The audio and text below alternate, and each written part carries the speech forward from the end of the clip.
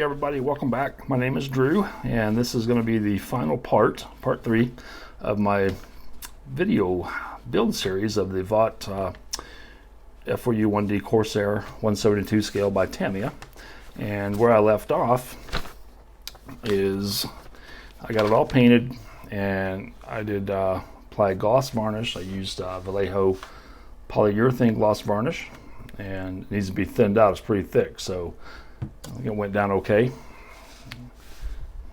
Got several other parts glossed ready for decals. So we're doing this scheme here. It's this scheme here from VF84 from USS Bunker Hill. And I may be wrong, but I think I read somewhere that they painted the cowlings yellow specifically for the planes that were engaged in raids on Tokyo. I don't know. I have to do a little bit more research, so we'll see what we can find out about that. But this is the one I'm going to go for, and the decals here. I'm going to get my water and solutions and get at it.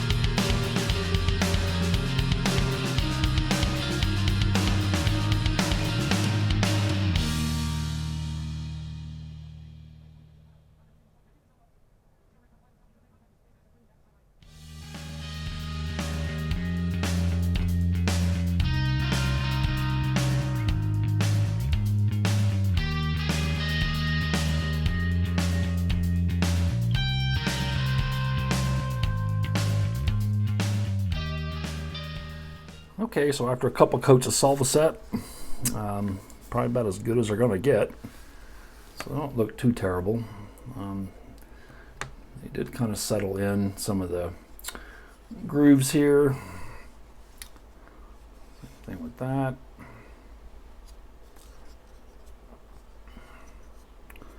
Yeah, they're very, very thick decals.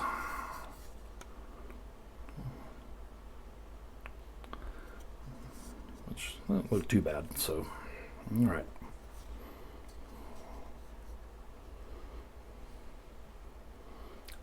As you can kind of see,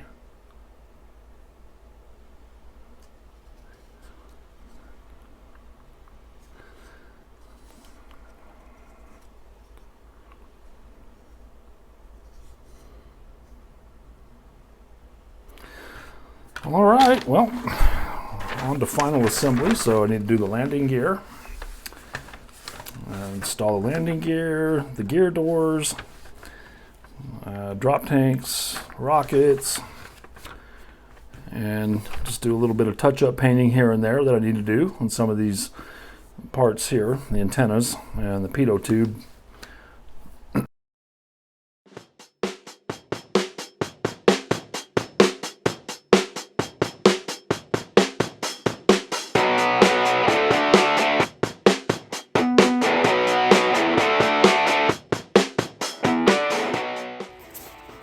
Okay, things are going to start getting real fiddly with these little landing gear parts and gear doors, and I kind of struggle a little bit.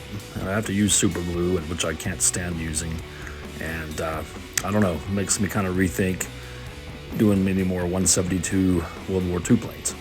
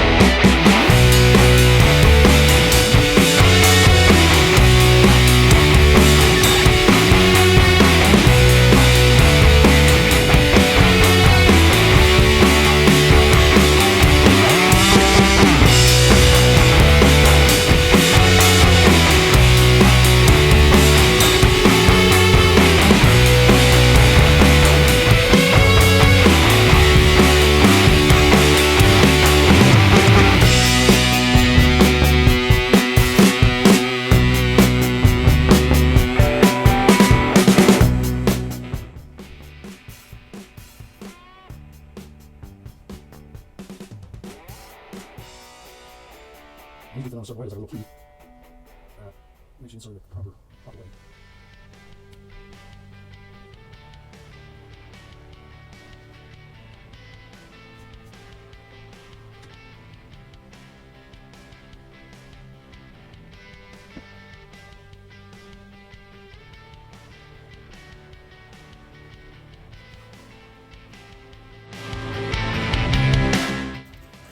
I ran into a lot of issues trying to get these rear landing gear doors on, and the reason is that I put the landing gear assembly in first, which didn't leave a lot of room to work with, and I couldn't see. So ideally, I would wait and install the landing gear doors first, and then install the landing gear assembly. It might make it a little bit easier.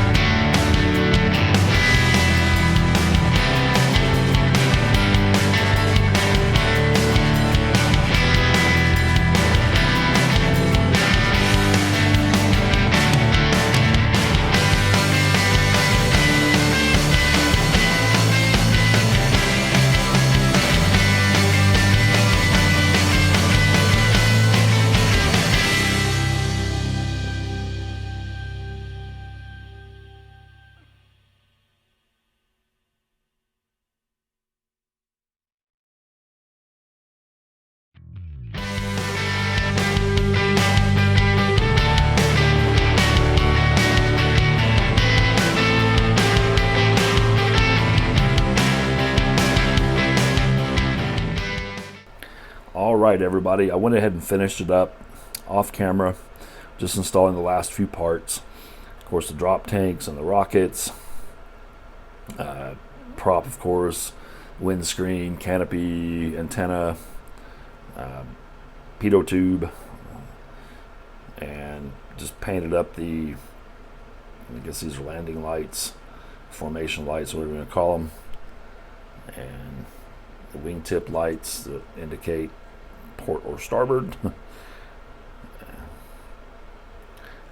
propeller does turn, which is kind of cool, and gave it a coat of semi-gloss varnish, and I'm just going to call it good. I didn't do any weathering. At this scale, it's hard to see anyway, and that's what I want to talk about. I think even though I had a lot of fun with this kit, and I think it turned out, looks okay to me anyway. Finding that 172 World War II planes might be getting a little bit too fiddly for me as I get older. Eyesight, fiddly fingers. I tend to, it's hard. I showed you what I trying to put the landing gear doors on. It was just, you know, couldn't get them in right. Had super glue all over the place. Had to touch up stuff, which just irritates me. And so, yeah, I think maybe for World War II planes, I think 1/48 scale, for me anyway, might be, you know, the way to go. When I compare my 1/48 scale World War II planes with my 172 scale, I find that, you know, my 1/48 scale planes kind of, they might turn out a little bit better because I just, you know, with the parts fit easier for me. There's less, you know, screw ups, that kind of stuff. So we'll see. I only have one other 172 scale World War II plane in my stash, my meager stash of about 3 models. So I have a little Spitfire I can build. And yeah, I mean, I end up having to, you know, brush paint touch-ups and things like that, where I, you know, fiddly parts when I can't see them correctly to get them on there, other than you get glue, some glue bombs here and there, and you got to paint over them. And so, yeah, just kind of looks just irritating. But there we are. You can see down inside see the instrument panel. Okay, maybe. Okay, so I hope to have this video uploaded by or before Christmas, and so I want to wish everybody, you know, Merry Christmas and Happy New Year. And I do have some kits that I'm going to review and start building. And if you haven't subscribed to my channel, if you like my content, give me a thumbs up and a sub. I appreciate that. And I hope to see everybody in the new year. Stay safe, be healthy, and I'll see you on the next video. Take care, everybody. Bye-bye.